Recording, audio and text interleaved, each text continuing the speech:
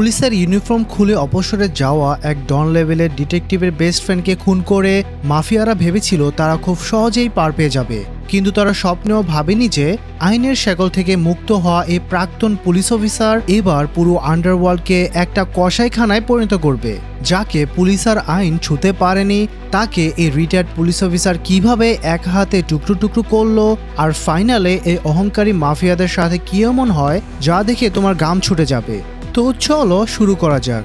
মুভির শুরুতেই আমাদের নিয়ে যাওয়া হয় নিউ ইয়র্কের শহরে একটি দোকানে, যেখানে আমাদের পরিচয় হয় সুজান নামের এক নারী দোকানের মালিকের সাথে, যে সে সময় তার এক ক্রেতাকে সেবা দিচ্ছিল। কিন্তু হঠাৎ করেই শান্তি বিঘ্নিত হয়। দোকানে এসে হাজির হয় একদল দুর্দর্শ গ্যাংস্টার। এসে তারা সুজানের কাছে জোরপূর্বক নিরাপত্তার চাঁদা দাবি করে বসে। বেচারা সুজান তাকে অর্ধেক টাকা দিতে রাজি হয়, কারণ আজকাল তার দোকানে একদমই বেচাকেনা নেই। কিন্তু গ্যাংস্টারদের নিষ্ঠুর লিডার, যার নাম অ্যান্থনি, সে এসব শুনতে নারাজ। সে সোজা তার পকেট থেকে একটা চকচকে অস্ত্র বের করে সুজানের দিকে তাক করে তার আরও বেশি টাকা চায়। ঠিক সেই চরম মুহূর্তেই হঠাৎ করে সেখানে উপস্থিত হয় সুজানের আপন বড় ভাই। সে এসে গ্যাংস্টারদের সেখান থেকে চলে যেতে বলে এবং কড়া গলায় সাবধান করে দেয় যে যেন তারা আর কখনো এই দোকানে পা না রাখে। কিন্তু অ্যান্থনি সে মোটেই ভয় পাওয়ার পাত্র নয়। মুহূর্তের মধ্যেই সে এক জঘন্য কাণ্ড ঘটিয়ে বসে। চোখের পলকে সুজানের বড় ভাইকে নির্মমভাবে খুন করে সে। শুধু তাই নয়, ভাইকে হত্যা করার পর অ্যান্থনি অত্যন্ত সাহসের সাথে সুজানকেও সেখান থেকে অপহরণ করে দ্রুত গতিতে পালিয়ে যায়। পরদিন সকালে আমাদের পরিচয় হয় অস্কার সোই নামের এক ব্যক্তির সাথে। সে তার নিজের ঘরে বসে অত্যন্ত শান্তিতে ধ্যান করছিল। আমাদের জানানো হয় এই অস্কার একসময় শহরের সেরা এবং সবচেয়ে চৌকস পুলিশ অফিসার ছিল, কিন্তু একটা বিশেষ ঝামেলার কারণে তাকে পুলিশ বাহিনী থেকে বের করে দেওয়া হয়। নিজের আত্মকালীন একান্ত কাজ ও সকালে নাস্তা সেরে অস্কার বেরিয়ে পড়ে। একটু সময় কাটানোর জন্য সে চলে যায় তার পরিচিত একটি ক্যাফেতে পৌঁছাতেই অস্কারের দিকে এগিয়ে আসে তার সবচেয়ে কাছের বন্ধু রে। কিছুক্ষণ গল্প করার পর রে অস্কারের কাছ থেকে একটু বিদায় নেয়। সে জানায় তার এক মেহমান টেবিলে অপেক্ষা করছে, কিন্তু অস্কার যখন দূর থেকে লক্ষ্য করে সে অবাক হয়ে দেখে ওই মেহমানটি আসলে একজন কুখ্যাত অস্ত্র চোরাকারবারি। অস্ত্র ব্যবসায়ী চলে যাওয়ার পর অস্কার সোজা রের কাছে গিয়ে জানতে চায় কেন তোমাকে এমন ভয়ঙ্কর মানুষের সাথে ব্যবসায় জড়াতে হচ্ছে। রে একটু ইতস্তত করে জবাব দেয়, অতিরিক্ত কিছু টাকার আশায় আমি ওর সাথে ব্যবসা করতে বাধ্য হচ্ছি। কথা শুনে অস্কার বলে, তোমার যদি টাকার দরকারই হয় তবে তুমি আমার কাছ থেকে ধার নিতে পারো। এইসব জঘন্য মানুষের সাথে তোমার ব্যবসার কোনো দরকার নেই। রে তার বন্ধুর এই উপকারে ভীষণ কৃতজ্ঞতা প্রকাশ করে, কিন্তু পরক্ষণে সে ক্ষমা চেয়ে বলে ওই লোকটার সাথে আমার ডিলটা ইতিমধ্যে ফাইনাল হয়ে গেছে, এখন আর তা বাতিল করা সম্ভব নয়। এরপর অস্কার ক্যাফে থেকে বিদায় নেয়, কারণ তার অন্য একটি কাজ ছিল। রাস্তা দিয়ে হেঁটে যাওয়ার সময় হঠাৎ এক ছোট্ট ভিখারি ছেলের সাথে অস্কারের দেখা হয়। ছেলেটি তার কাছে বারবার টাকা চাচ্ছিল। অস্কার তখন ছেলেটিকে বলে, তুমি আমার বাজারের ব্যাগগুলো আমার বাড়ি পর্যন্ত পৌঁছে দাও, তারপর আমি তোমাকে টাকা দেব। অস্কার আর ওই পিচ্ছি ছেলেটা যখন রাস্তা দিয়ে হাঁটছিল, হঠাৎ তারা দেখতে পায় দুই গ্যাংয়ের মধ্যে এক ভয়ঙ্কর গোলাগুলি ও সংঘর্ষ চলছে। আর সেই গ্যাংগুলোর একটি হলো ওই অ্যান্থনির গ্যাং। কোনো বিপথে আসা গুলি যেন তাদের গায়ে না লাগে, তাই অস্কার সাথে সাথে বাচ্চাটিকে নিয়ে একটি নিরাপদ জায়গায় লুকিয়ে পড়ে। অবশেষে সব শান্ত হলে অস্কার পিচ্চিটিকে নিয়ে তার বাড়িতে পৌঁছায়। ছেলেটি তার বাজারের ব্যাগগুলো তাকে বুঝিয়ে দেয়। নিজের কথা মতো অস্কার পকেট থেকে বেশ মোটা অঙ্কের কিছু টাকা বের করে ছেলেটির হাতে তুলে দেয়। এতগুলো টাকা একসাথে দেখে বাচ্চাটির চোখে মুখে এক অদ্ভুত আনন্দ ফুটে ওঠে, কারণ জীবনে এই প্রথম সে এত টাকা একসাথে দেখেছে। সেদিন রাতের বেলা গল্পের দৃশ্যপট সরে যায় অস্কারের বন্ধু রের দিকে। রে মাত্রই তার বাড়িতে এসে পৌঁছেছে। এখানে আমাদের জানানো হয় এক অজানা তথ্য। রে নিজেও আসলে অস্কারের মতো একজন প্রাক্তন পুলিশ অফিসার।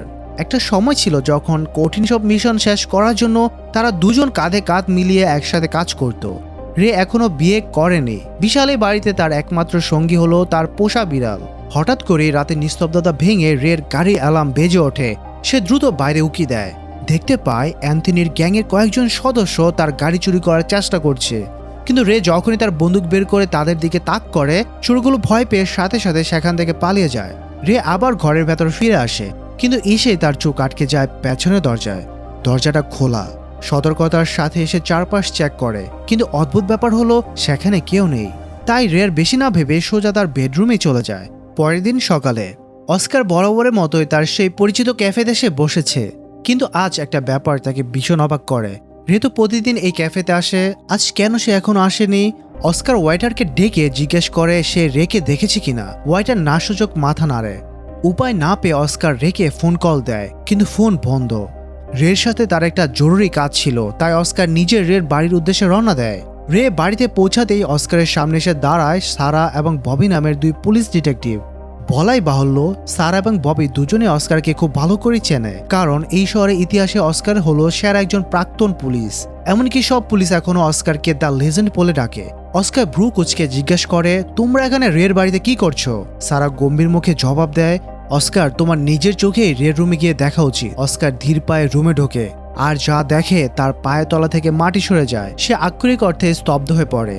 বিছানায় পড়ে আছে রের প্রাণহীন মৃতদেহ। রে খুন হয়েছে। নিজেকে সামলে নিয়ে অস্কার তীক্ষ্ণ স্বরে জিজ্ঞাসা করে, কখন ঘটলো এসব, আর কে করেছে এই কাজ? সারা জানায়, আমরা এখনো কোনো অপরাধীকে খুঁজে পাইনি, কারণ এই হত্যাকাণ্ডটি এতটাই নিখুঁত যে খুনি কোনো ধরনের প্রমাণ বা সূত্রই রেখে যায়নি। অস্কারের মনে হয় এটা হয়তো কোনো ডাকাতির ঘটনা, কিন্তু সারা পরিষ্কার করে দেয় রের বাড়িতে কোনো মূল্যবান জিনিস বা সম্পদ চুরি যায়নি। এরপর অস্কার ডিটেকটিভ ববির সাথে কথা বলে। ববি ধারণা করে হতে পারে রে যখন পুলিশ ছিল তখনকার কোনো পুরনো শত্রু আক্রোশ মেটাতে এই কাজ করেছে, কিন্তু অস্কার সাথে সাথে এই ধারণা বাতিল করে দেয়, কারণ সে খুব ভালো করে জানতো রের তেমন কোনো শত্রু ছিল না। অস্কার দৃঢ়প্রতিজ্ঞায় ববি আর সারাকে কথা দেয় খুনিকে খুঁজে বের করতে সে তাকে সাহায্য করবে। অস্কার সেখান থেকে চলে যাওয়ার পর ববি এবার সারাকে অস্কার আর রের পুলিশ বাহিনী থেকে বের হয়ে যাওয়ার আসল কারণটি খুলে বলে। ঘটনাটি ছিল এমন, একবার অস্কারকে দায়িত্ব দেওয়া হয়েছিল এক ড্রাগ মাফিয়া বসকে জীবিত ধরে আনার জন্য, কিন্তু অস্কার তাদের কাউকে জীবিত রাখেনি। সে পুরো মাফিয়া গ্যাংকে নির্মমভাবে কুপিয়ে গুলি করে হত্যা করে। আদেশ অমান্য করার কারণে সেদিনই অস্কারকে পুলিশ ফোর্স থেকে বরখাস্ত করা হয়। আর অস্কারের এই বহিষ্কারের পর বন্ধুত্বের চরম নিদর্শন স্বরূপ রে নিজেও পুলিশের চাকরি থেকে পদত্যাগ করে। সেদিন রাতের বেলা অস্কার তার প্রিয় বন্ধু রের স্মৃতিতে ডুবে গিয়ে অনেক মদ্যপান করে। সে এতটাই মাতাল হয়ে পড়ে যে তার হুঁশ বলতে কিছুই ছিল না। রে যে তাকে চিরতরে ছেড়ে চলে গেছে, এই নির্মম সত্যটা অস্কার কোনোভাবেই মেনে নিতে পারছিল না। এমন সময় সেখানে এসে উপস্থিত হয় অস্কারের প্রাক্তন স্ত্রী। সে মূলত রের মৃত্যুর খবরটি সত্যি কিনা তা জানতে এসেছিল। অস্কার ভাঙা গলায় জানায়, হ্যাঁ, খবরটা সত্যি। প্রাক্তন স্ত্রী তাকে সান্ত্বনা দেয়, ধৈর্য ধরতে বলে, কারণ সে খুব ভালো করে জানতো অস্কার রেকে নিজের আপন ভাইয়ের চেয়েও বেশি ভালোবাসত। অস্কারের মাতাল অবস্থা দেখে প্রাক্তন স্ত্রী তাকে নিজের সাথে গাড়িতে করে বাড়ি পৌঁছে দেওয়ার প্রস্তাব দেয়, কারণ রাস্তায় সে হয়তো একা ঠিকমতো হাঁটতেও পারবে না। এরপর গল্পের দৃশ্য চলে যায় গ্যাংস্টার লিডার অ্যান্থনির গোপন আস্তানায়। এখানে এসে আমরা এক ভয়ঙ্কর সত্যি জানতে পারি, অ্যান্থনি শুধু যে রাস্তাঘাটে চাঁদাবাজি করা কোনো সাধারণ গ্যাংস্টার তা নয়, সে আসলে একজন বিশাল ড্রাগ ডিলার বা অবৈধ মাদকের ব্যবসায়ী। তার অসংখ্য কাস্টমার রয়েছে। সবচেয়ে আশ্চর্যের বিষয় হলো, এত দীর্ঘ সময় ধরে এত নোংরা আর বড় মাপের অবৈধ ব্যবসা করার পরও পুলিশ আজ পর্যন্ত তাকে কখনোই ধরতে পারেনি। এরপর আমাদের দেখানো হয় সুজানকে, সেই অসহায় নারী যাকে মুভির শুরুতেই অ্যান্থনি অপহরণ করেছিল। দৃশ্যটি খুবই মর্মান্তিক। সুজানকে অনবরত নেশাজাতীয় দ্রব্য পুশ করে অ্যান্থনি, এবং তার গ্যাংয়ের সদস্যরা নিজেদের বিকৃত লালসা আর বিনোদনের বস্ত্র বানিয়ে রেখেছে। এখান থেকে পরিষ্কার বোঝা যায় যে অ্যান্থনি এবং তার দল কতটা অমানবিক এবং নিষ্ঠুর। পরদিন সকালে অস্কার ঘুম থেকে ওঠে, গোসল সেরে এবং সকালে নাস্তা করে সে দ্রুত তৈরি হয়ে নেয়, কারণ আজ রের ফিউনারালের অনুষ্ঠান। সেখানে পৌঁছাতে দেখা যায় ফিউনারাল শুরু হয়ে গেছে। প্রচুর পুলিশ সদস্য সেখানে উপস্থিত হয়েছে, এমনকি যে পুলিশ চিফ অস্কারকে চাকরিচ্যুত করেছিল সেও এই অনুষ্ঠানে যোগ দিয়েছে। ফিউনারাল শেষ হওয়ার পর পুলিশ চিফ অস্কারের কাছে আসে। সে অস্কারের কাছে ক্ষমা চায় তাকে ওইভাবে চাকরি থেকে বের করে দেওয়ার জন্য, কিন্তু অস্কার জানায় যে সে ওইসব অনেক আগেই ভুলে গেছে। এই নিয়ে তার মনে কোনো আক্ষেপ বা ক্ষোভ নেই। রাত ঘনিয়ে আসে। অস্কার আজও মাতাল হয়ে আছে। রের স্মৃতি তাকে কিছুতে শান্তিতে থাকতে দিচ্ছে না। টয়লেটে যাওয়ার পথে হঠাৎ করে অস্কারের দেখা হয় সে অস্ত্র চোরাকারবারির সাথে, যার সাথে রে কিছুদিন আগে ক্যাফেতে বসে ব্যবসা নিয়ে কথা বলছিল। অস্কার সোজা তাকে চেপে ধরে জিজ্ঞেস করে, রে কতদিন ধরে তোমার সাথে ব্যবসা করছে? লোকটা কিছুটা ঘাবড়ে গিয়ে উত্তর দেয়, হ্যাঁ, তা প্রায় 1 বছর তো হবেই। তবে রের মৃত্যুর ব্যাপারে জিজ্ঞেস করতেই লোকটা কসম খেয়ে বলে যে রের মৃত্যুর ব্যাপারে সে বিন্দুমাত্র জানে না। এরপর অস্কার বাড়ির দিকে হাঁটা শুরু করে, কিন্তু মাঝ রাস্তায় হঠাৎ অ্যান্থনির গ্যাংয়ের এক সদস্য তার পথ আটকে তাকে চিন্তা করার উদ্দেশ্যে বন্দুক তাক করে। ব্যাস, অস্কারের ভেতরে সে ঘুমন্ত দানবটা যেন জেগে ওঠে। সে তার পুরনো সেই ভয়ঙ্কর আর ব্রুটাল রূপ ধারণ করে, আর লোকটাকে নিমিষের মধ্যে তার স্টাইলে চরম শিক্ষা দেয়। পরের দিন সকালে ডিটেকটিভ ববি অস্কারের বাড়িতে আসে। ববি জানায় তারা রের বাড়িতে একটা শক্ত প্রমাণ পেয়েছে। তদন্ত করে দেখা গেছে এই প্রমাণটি অ্যান্থনির গ্যাংয়ের কোনো এক সদস্যের। তাই ববির ধারণা রের মৃত্যুর সাথে অ্যান্থনি গ্যাংয়ের নিশ্চয়ই কোনো যোগসূত্র রয়েছে। তবে ববি অস্কারকে আশ্বস্ত করে বলে, তুমি এইসব নিয়ে চিন্তা করো না অস্কার, পুলিশ খুব দ্রুতই এই কেসের সমাধান করে ফেলবে। কিন্তু ববি চলে যাওয়ার পর অস্কার মনে মনে একটা চূড়ান্ত সিদ্ধান্ত নিয়ে নেয়। পুলিশের ভরসায় সে বসে থাকবে না, সে তার নিজের মতো করে অ্যান্থনিকে শিকার করতে বের হবে। অস্কার যখনই বাড়ি থেকে বের হতে যাবে, সে দেখে তার বাড়ির বারান্দায় সেই ভিখারি পিচ্চি ছেলেটা বসে আছে। কিন্তু এ কি, ছেলেটার মুখমণ্ডল আঘাতের চিহ্ন, মুখটা ফুলে আছে। অস্কার আগে ছেলেটির ক্ষতস্থানে ওষুধ লাগিয়ে দেয়। তারপর সে গম্ভীর গলায় জিজ্ঞেস করে, কে করেছে তোমার এই হাল? ছেলেটি কাঁদতে কাঁদতে জানায়, আমার সৎ বাবা আমাকে এভাবেই মেরেছে।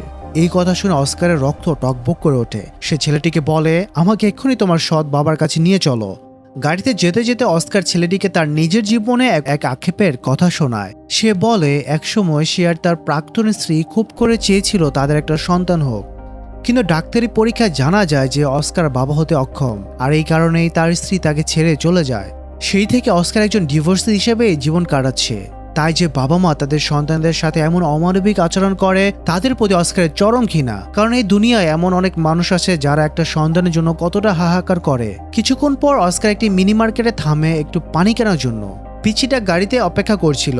অস্কার যখন দোকানের ভেতরে, ঠিক তখনই অ্যান্থনির এক লোক সেখানে এসে ছেলেটির মাথায় বন্দুক ঠেকিয়ে তাকে অপহরণ করে নিয়ে যায়। কিন্তু অস্কার ঠিকই ভেতর থেকে ঘটনাটি দেখে ফেলে। সেই মুহূর্তের মধ্যে দৌড়ে এসে তাকে ধাও করতে শুরু করে। ধাওয়ার মাঝপথে অস্কার বুঝতে পারে যে লোকটা ছেলেটিকে তুলে নিয়ে যাচ্ছে সে আসলে অ্যান্থনিরই গ্যাংয়ের লোক, যাকে অস্কার হন্যে হয়ে খুঁজছে। তাই অস্কার সরাসরি আক্রমণ না করে খুব সন্তর্পণে তাদের পিছু নিতে শুরু করে, যাতে সে অ্যান্থনির আসল আস্তানা খোঁজ পেতে পারে। আস্তানা পৌঁছানোর পর অস্কার নিজ শব্দে ভেতরে ঢুকে পড়ে। সে দেখতে পায় পিচ্চিটাকে অ্যান্থনির দুজন লোক আটকে রেখেছে। শুরুতে অস্কার খুব শান্তভাবে তাদের সাথে কথা বলে, আমি শুধু বাচ্চাটাকে নিতে এসেছি, আমাকে ওকে নিয়ে যেতে দাও। কিন্তু গ্যাংস্টাররা তার কথায় কান না দিয়ে উল্টো অস্কারের দিকে বন্দুক তাক করে। আর ঠিক তখনই অস্কার তার চূড়ান্ত ধ্বংসাত্মক রূপ ধারণ করে।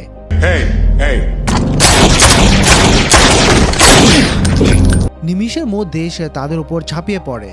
অ্যান্থনির এক লোক মৃত্যুর কোলে ঢলে পড়ার ঠিক এক মুহূর্তে অস্কার তাকে জেরা করে, বল তোদের লিডার অ্যান্থনি এখন কোথায়? লোকটি এ আশায় সত্যি কথা বলে দেয় যে অস্কার হয়তো তাকে হসপিটালে নিয়ে যাবে। সে জানায় অ্যান্থনি এখন রাস্তার ধারে ওই নাইট ক্লাবে আছে। এই তথ্য পাওয়ার পর অস্কার বাচ্চাটিকে নিয়ে সেখান থেকে বেরিয়ে যাওয়ার জন্য পা বাড়ায়। কিন্তু হঠাৎ রুমের পাশ থেকে সে সুজানের আর্তনাদ শুনতে পায়। অস্কার সিদ্ধান্ত নেয় অ্যান্থনিকে মারার আগে সে অপহরণিত নারী সুজানকে উদ্ধার করবে।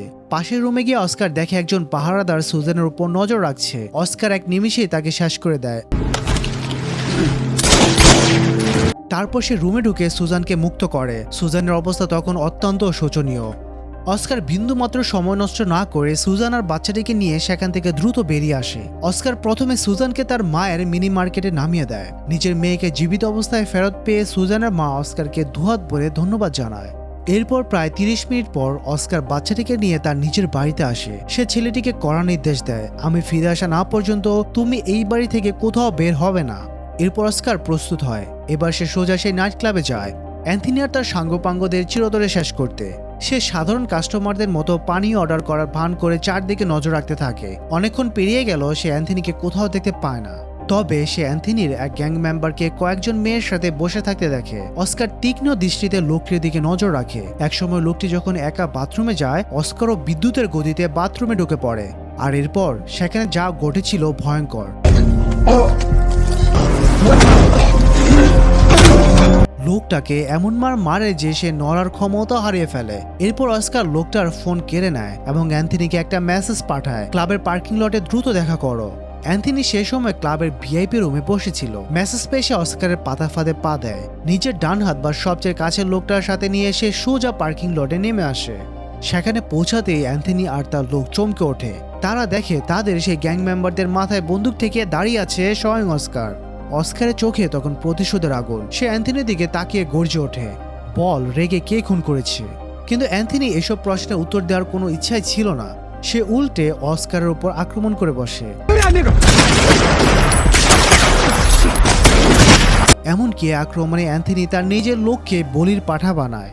এই হট্টগোলের মধ্যে সুযোগ বুঝে অ্যান্থনি সেখান থেকে পালিয়ে যায়। অস্কার এবার অ্যান্থনির সেই ডান হাতকে চেপে ধরে। আমাকে বল, রেকে কে শেষ করেছে?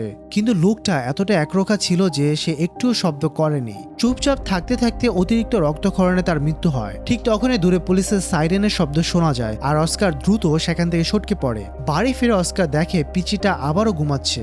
শুধু তাই নয়, ছেলেটিকে তার সাথে ঘুমানোর জন্য আরেকটা বাচ্চা বন্ধুকে ধরে এনেছে।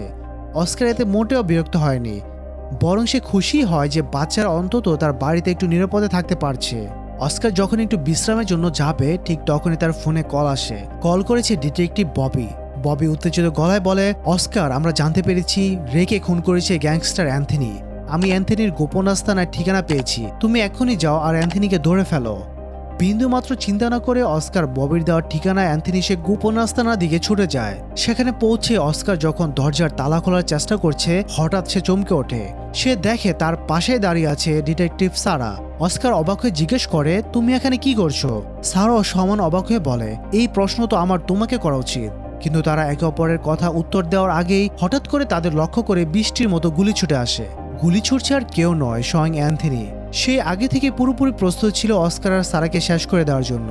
ঠিক সেই চরম বিপদের মুহূর্তে সেখানে এসে হাজির হয় ডিটেকটিভ ববি। কিন্তু এই কি, ববি অস্কার বা সারাকে বাঁচাতে আসেনি, সে এসেছে অ্যান্থনিকে সাহায্য করতে। এখানেই গল্পের সবচেয়ে বড় আর অবিশ্বাস্য টুইস্টটি উন্মোচিত হয়। অ্যান্থনি আর কেউ নয়, সে হলো ডিটেকটিভ ববি নিজের খালাতো ভাই। Travis is my cousin. আর এতদিন ধরে ববি পুলিশের পোশাক গায়ে জড়িয়ে আড়ালে অ্যান্থনির সাথে এই অবৈধ মাদকের ব্যবসা চালিয়ে যাচ্ছিল। ববি তার নিজের মুখে স্বীকার করে, অস্কার, রেকে অ্যান্থনি নয়, আমি খুন করেছি। কারণ রে আমার এসব নোংরা ব্যবসার কথা জেনে ফেলেছিল। বন্দুক তাক করে ববি একটা নিষ্ঠুর হাসি দিয়ে বলে, ক্ষমা করো অস্কার, কিন্তু আজ তোমাকে এবং সারাকে চিরতরে শেষ করতে হবে। ববি যখন তার অহংকার অন্ধ হয়ে বকবক করছিল ঠিক সেই সুযোগটাই কাজে লাগায় অস্কার আর সারা। তারা দুজনে মিলে অবিশ্বাস্য ক্ষিপ্ততায় পাল্টা আক্রমণ করে বসে। এই ভয়ঙ্কর গোলাগুলিতে অস্কার আর সারা দুজনেই বেশ আহত হয় ঠিকই, কিন্তু তারা সফলভাবে ববি এবং অ্যান্থনি, এই দুই চরম অপরাধী, এই বিশ্বাসঘাতককে চিরতরে শেষ করে দেয়। আমরা দেখতে পাই অস্কার এবং সারা হসপিটালের বিছানায় শুয়ে চিকিৎসা নিচ্ছিল। সৌভাগ্যবশত তাদের ক্ষত খুব বেশি গুরুতর ছিল না, তাই তারা খুব দ্রুতই সুস্থ হয়ে বাড়ি ফিরতে পারবে। অস্কার সারার দিকে তাকিয়ে মন থেকে ধন্যবাদ জানায়, কারণ এই কঠিন লড়াইয়ে সারা নিজের জীবনে ঝুঁকি নিয়ে তাকে সাহায্য করেছে। অস্কার সারাকে অনুরোধ করে, তুমি সবসময় এভাবেই একজন সৎ এবং সাহসী ডিটেকটিভ হয়ে থেকো, কখনো অন্যায়ের কাছে মাথা নত করো না। সেদিন বিকেলে অস্কার যখন হসপিটালের বাগানে একাকী বসেছিল তখন সেখানে আসে সে পুলিশ চিফ অস্কারের কাছে আসে তাকে বিশেষ ধন্যবাদ জানানোর জন্য, কারণ অস্কার পুলিশের ভেতরে লুকিয়ে থাকা এক ভয়ঙ্কর বিশ্বাসঘাতক এবং শহরের সবচেয়ে বড় অপরাধীকে খতম করেছে। পুলিশ চিফ অস্কারকে অনুরোধ করে যেন সে আবার পুলিশ বাহিনীতে ফিরে আসে, আর সে কথা দেয় অস্কারকে একটি অনেক বড় পদ দেওয়া হবে। কিন্তু অস্কার মুচকি এসে সেই প্রস্তাব প্রত্যাখ্যান করে। সে জানায়, আমি এখন একজন বেকার হিসেবে অনেক শান্তিতে আছি। গল্পের একেবারে শেষ দৃশ্যে আমরা দেখতে পাই অস্কার সেই ভিখারি পিচ্চিটাকে নিজের সন্তান হিসেবে দত্তক নিয়েছে। এখন অস্কারের জীবন আর কোনো একাকিত্ব নেই, কারণ তার শূন্য ঘরে আলো করে তার পাশে থাকার জন্য একজন চলে এসেছে। আর এভাবেই সমাপ্তি ঘটে একটি দুর্দান্ত গল্পের। কি দারুণের রুদ্ধশ্বাস একটা গল্প, তাই না? বিশ্বাসঘাতকতা, প্রতিশোধ আর মানবিকতার এক অদ্ভুত সংমিশ্রণ ছিল আজকের মুভিটিতে। তোমাদের কাছে কেমন লাগলো এই গল্পটি কমেন্ট করে জানাতে ভুলবে না। এতক্ষণ ধরে ভিডিওটি দেখার জন্য তোমাদের সবাইকে অসংখ্য ধন্যবাদ। আজকের মতো এখানে বিদায় নিচ্ছি। কথা হবে পরবর্তী কোনো দারুণ মুভির গল্পে। ততক্ষণের জন্য ভালো থাকবে, সুস্থ থাকবে। আল্লাহ হাফেজ।